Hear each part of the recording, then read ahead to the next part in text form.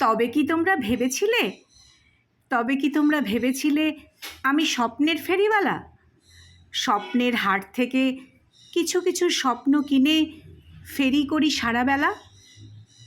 আমি স্বপ্নের ফেরিওয়ালা নই গো, আমি স্বপ্নের কারিগর হতে চেয়েছিলাম স্বপ্নের জাদুকর হতে। অথচ দেখো, একটা জীবন ভুল বুঝেই চলে গেল।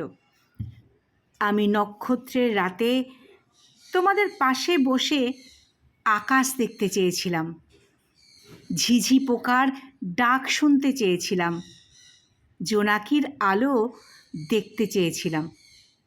অথচ দেখো, স্বপ্নগুলো কীভাবে মরে গিয়েছে।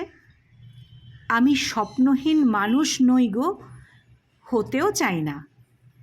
এক ঘুম ভাঙা ভোরে নিজেকে তোমাদের পাশে দেখতে চেয়েছিলাম, তোমাদের তীব্র ভালোবাসায় গভীর ঘুমে ডুবে যেতে চেয়েছিলাম।